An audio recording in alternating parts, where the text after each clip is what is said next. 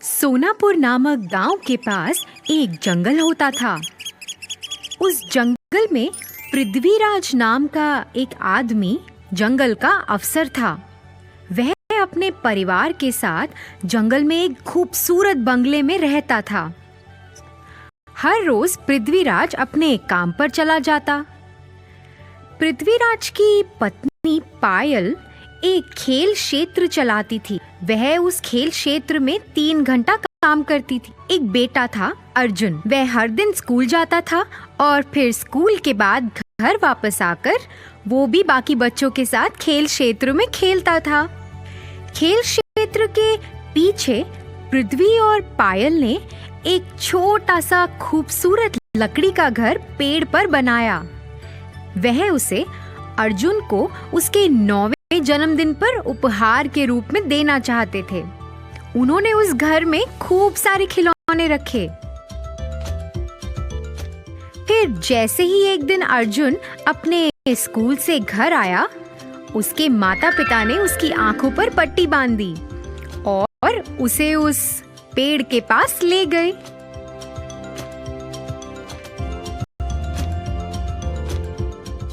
जैसे ही अर्जुन ने वह घर को देखा, वह बहुत खुश हुआ। वह अपना आधा दिन उस लकड़ी के घर में ही बिताता था। एक दिन अर्जुन उस घर से अपने घर की ओर भागता हुआ आया। उसने एक चित्र बनाया था।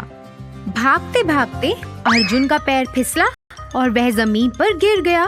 उसने जमीन पे सीप के आकार का एक शंख देखा। उसे उत्सुकता हुई कि ये क्या है, तो उसने मिट्टी में अपना हाथ डाला और उस सीप को निकाल लिया। जब उसने उसे खोला तो उसमें 2 चमकीले सुनहरे रंग के अंडे थे। हाँ, ये तो कितने सुंदर हैं। मैं तो इन्हें अपने लकड़ी के घर में रखूंगा। अर्जुन उन अंडों को लेकर अपने लकड़ी के घर में चला गया।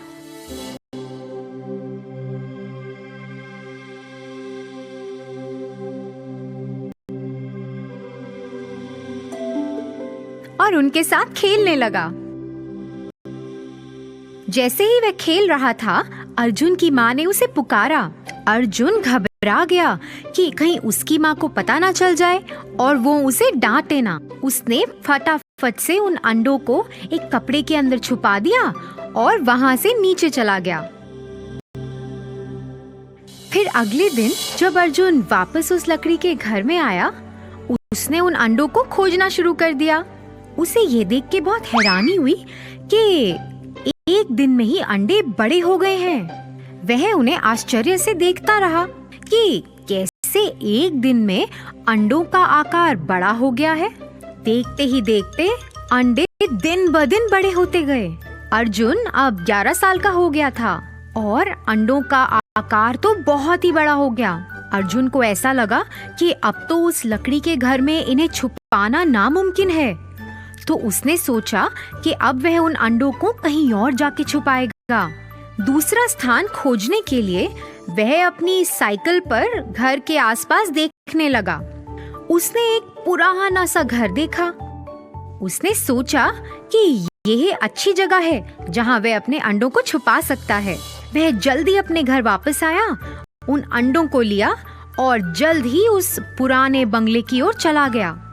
उसने उन अंडों को वहां छुपा दिया और उसके बाद वह वहां कभी नहीं गया। उसे तो उस घर से डर लगता था क्योंकि वह भयानक था।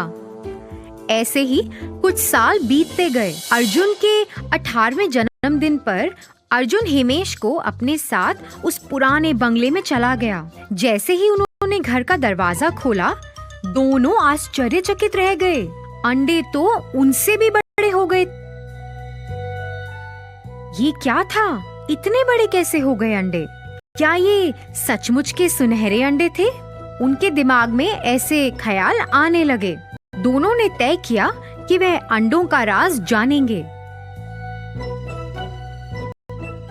इसीलिए वह पुस्तकालय में चले गए और कुछ किताबें पढ़ने लगे जिससे उन्हें अंडों का ज्ञान हो। पढ़ते पढ़ते अर्जुन को कुछ प्राप्त हुआ।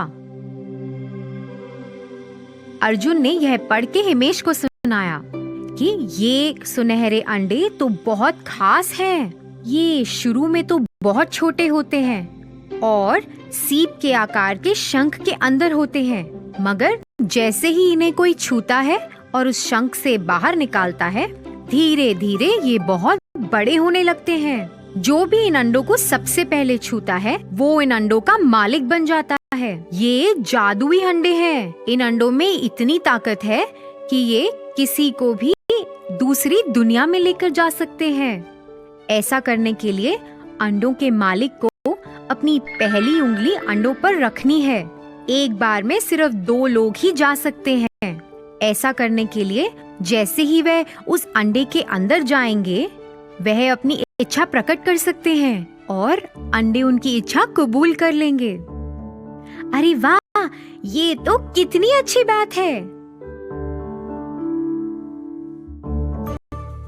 अर्जुन और हिमेश वापस उस पुराने घर में गए।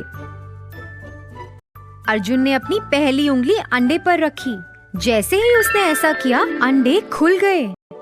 दोनों एक एक अंडे के अंदर शामिल हो गए। हमें अंतरिक्ष में ले जाओ। जैसे ही उन्होंने ऐसा कहा, दोनों अंतरिक्ष में पहुंच गए और उड़ने लगे। दोनों ने बहुत मजा उठाया और फिर वापस अंडे में आ गए। उस दिन से दोनों अलग अलग जगहों पे जाते थे। एक बार वह ऐसी दुनिया में गए जहाँ बहुत प्रकार के फूल थे। उन्होंने आसमान की यात्रा की, बादलों में से गुजरते हुए, और धरती को वहाँ से देखा। फिर एक दिन वह सोच रहे थे कि अब हमें कहाँ जाना चाहिए। हे अर्जुन, अभी तक हमने कितने प्रकार की जगह देखी है, लेकिन हमें समुद्र की सैर करनी चाहिए। वहाँ तो हम अभी तक गए ही नहीं हैं। हाँ, लेकिन वहाँ हम ज्यादा देर तक रह नहीं सकते। हाँ, तो इसीलिए हमें वहाँ तैरना होगा। फिर हम समुद्र के अंदर की दुनिया को देख सकते हैं। प्यारे अंडे, हमें समुद्र के अंदर ले चलो। जैसे ही उन्होंने अपनी इच्छा प्रकट की, उन्होंने खुद को समुद्र तल पर पाया। वह इधर उधर देखने लगे। समुद्र में भिन्न भिन्न प्रकार की मछलियाँ थीं, फूल पौधे थे और कई अलग अलग तरह के जीव थे। वह तो समुद्र के अंदर की दुनिया को देखकर हैरान रह गए थे। बस वो तो उस जगह का लुत्फ उठा ही रहे थे कि अचानक उन्होंने अपनी ओर आते हुए एक बड़ी मछली को देखा। हे अर्जुन, देखो वो कितनी बड़ी मछली है। हे भगवान, ये तो बहुत भयानक लग रही है। अरे ये कुछ नहीं खाएगी, ये तो सब जादू है। अरे नहीं बाबा, देखो वो हमारी ओर आ रही है। अरे हमें यहाँ से भागना चाहिए। दोनों आखिरकार चिल्लाए।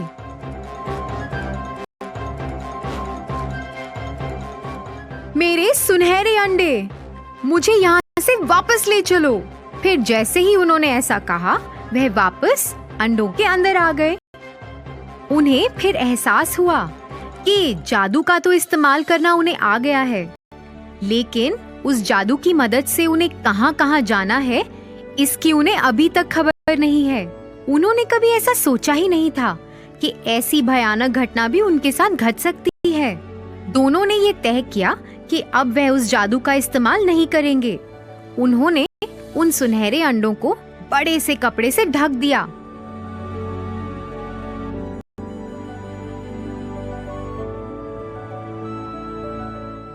उन्होंने दरवाजे को भी अच्छे से बंद कर दिया ताकि कोई और भी उस घर में ना जा सके।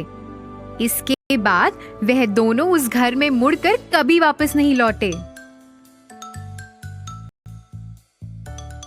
तो बच्चों, इस कहानी से हमें ये सीख मिलती है कि हमें अपनी सीमा से बाहर जाकर कुछ भी नहीं करना चाहिए, नहीं तो हमें मुसीबतों का सामना करना पड़ सकता है।